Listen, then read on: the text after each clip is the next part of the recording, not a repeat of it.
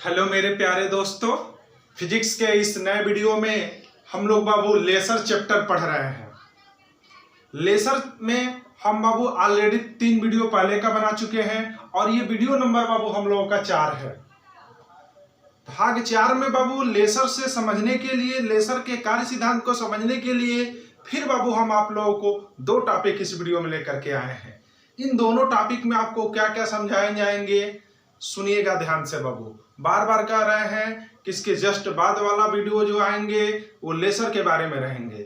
Laser है क्या, laser कहते किसे हैं, लेसर का कार्य सिद्धांत क्या होता है, वर्किंग प्रिंसिपल। लेकिन उसको अच्छे से समझने के लिए बाबू हम बहुत सारे टॉपिक को आपको पढ़ा रहे हैं। उन्हीं सब टॉपिकों में बाबू 2 टॉपिक आपको यहाँ पे भी लाया गया है। उस टॉपिक का नाम है बाबू स्टिमुलेटेड एब्जॉर्प्शन, हिंदी में कहते हैं उद्दीप्त अवशोषण, ठीक है। और दूसरा टॉपिक का नाम है स्टिमुलेटेड एमिशन, उद्दीप्त उत्सर्जन, ठीक है। मैंने कहने का मतलब यह है कि इस वीडियो में लेसर के बारे में समझने के लिए 2 और टॉपिक आपके सामने लाया गया है, जिनमें से पहला क्या है बाबू स्टिमुलेटेड एब्जॉर्प्शन, हिंदी में कहते हैं उद्दीप्त अवशोषण, ठीक है। और दूसरा है बाबू तुम लोगों का स्टिमुलेटेड इमिशन, हिंदी में कहते हैं उद्दीप्त उत्सर्जन। इस 2 टॉपिक को बाबू हम लोग इस वीडियो में पढ़ेंगे। बाबू ये बात आप लोग ध्यान से सुनिएगा, लेसर के कार्य सिद्धांत को समझाने के लिए, लेसर कैसे वर्क करते हैं इसको बताने के लिए ये दोनों टॉपिक एक अपना महत्वपूर्ण स्थान रखेंगे। माने लेसर का एक तरह से कार्य सिद्धांत इन्हीं पर आधारित रहेगा तुम्हारा, ठीक है। तो चलिए बाबू इसको हम लोग अच्छे से पढ़ते हैं, ध्यान से सुनिएगा। ये मान लीजिएगा कि हम ये जानते हैं कि एटम के जो इलेक्ट्रॉन होते हैं, परमाणु के जो इलेक्ट्रॉन होते हैं वो बाबू ग्राउंड फ्लोर में होते हैं, निम्न ऊर्जा स्तर में होते हैं। ये पीछे के वीडियो में हम लोग पढ़ चुके हैं।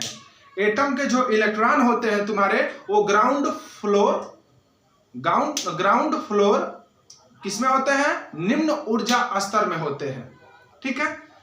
तो निम्न ऊर्जा स्तर में जो तुम्हारे इलेक्ट्रॉन है, जब उसको ऊर्जा दिया जाता है तो उच्च ऊर्जा स्तर में जाते हैं और 10⁻⁻60 सेकेंड के बाद पुनः उस कक्षा से अपनी कक्षा में लौटते हैं। ये बाबू तुम लोगों का वीडियो हम पीछे का क्या कर चुके हैं, पढ़ा चुके हैं। तो देखिए होता क्या है, उद्दीप्त अवशोषण कहते किसे हैं, स्टिमुलेटेड एब्जॉर्प्शन क्या होते हैं। सुनिए बाबू हुआ क्या। मान लीजिए कि ये किसी एटम का ग्राउंड फ्लोर है, या किसी एटम का क्या है, ग्राउंड फ्लोर है, निम्न ऊर्जा स्तर है और ये उच्च ऊर्जा स्तर है, ठीक है।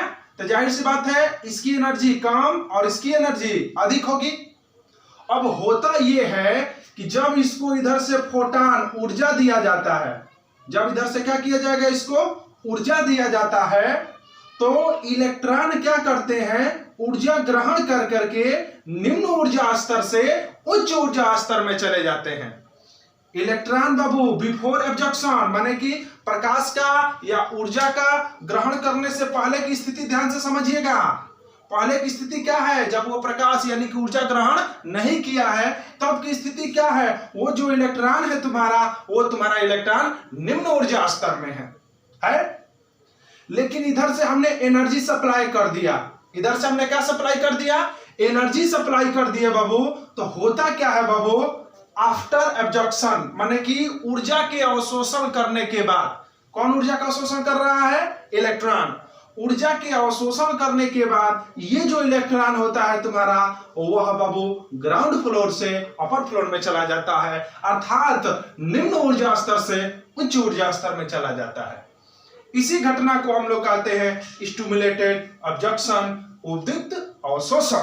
क्या कहते हैं, उद्दीप्त अवशोषण। कोई दिक्कत? तो एक बार और जल्दी से इसको सुन लीजिए बाबू। उद्दीप्त अवशोषण क्या होते हैं, स्टिमुलेटेड एब्जॉर्प्शन क्या होता है बाबू।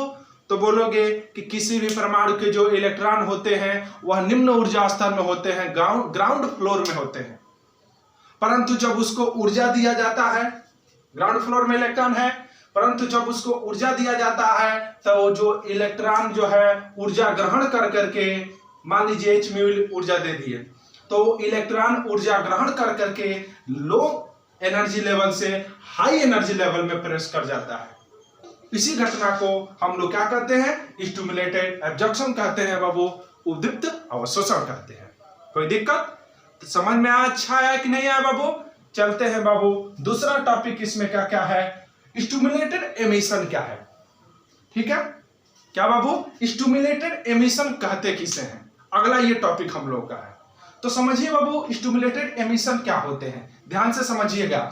हुए क्या है बाबू, ये ग्राउंड फ्लोर में इलेक्ट्रॉन था, निम्न ऊर्जा स्तर में इलेक्ट्रॉन था। जब इसको हमने ऊर्जा दिया तो ये उच्च ऊर्जा स्तर में चला गया, माने कि इलेक्ट्रॉन ऊर्जा का अवशोषण किया, एनर्जी का एब्जॉर्प्शन करके लो एनर्जी लेवल से हाई एनर्जी लेवल में प्रवेश कर गया। गया है कि नहीं गया है? और इसी घटना को क्या कहते हैं, उद्दीप्त अवशोषण कहते हैं। कोई दिक्कत? अब हुआ क्या है, ये हाई एनर्जी लेवल पर माने उच्च ऊर्जा स्तर पर जो इलेक्ट्रॉन गया है वह मात्र कितना समय तक ठहरता है, 10⁻⁸ सेकेंड तक ही ठहरता है। माने परमानेंटली इलेक्ट्रॉन अपर सेल में नहीं गया है, हमेशा के लिए इलेक्ट्रॉन निम्न ऊर्जा स्तर से उच्च ऊर्जा स्तर में नहीं गए हैं। कितने समय के लिए गए हैं ऊर्जा का अवशोषण करने के बाद बाबू? 10⁻⁸ सेकेंड के लिए ही गए हैं। 10⁻⁸ सेकेंड के बाद वो तुम्हारा जो इलेक्ट्रॉन होगा पुनः निम्न ऊर्जा कक्षक में आना शुरू करेगा। किसमें आएगा? Low energy level ground floor में तुम्हारा इलेक्ट्रॉन आने की क्या करेगा, कोशिश करेगा। और वही जब लौटेगा बाबू तो जो ऊर्जा लिया था, इतनी ऊर्जा लिया था ना, उतनी ऊर्जा के बराबर रेडिएशन प्रकाश विकिरण का क्या करता है, उत्सर्जन करता है। और इसी घटना को क्या कहते हैं, उद्दीप्त उत्सर्जन कहते हैं। अच्छा समझ में आया कि नहीं आया बाबू?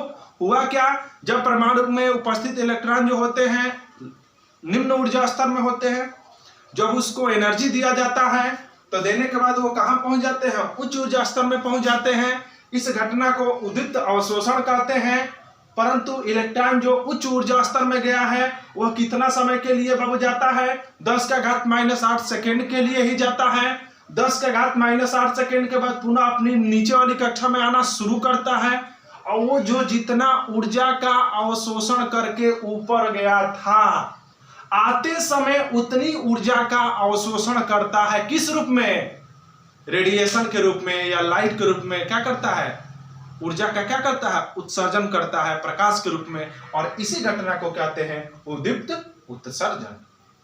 अच्छा समझ में आया कि नहीं बाबू?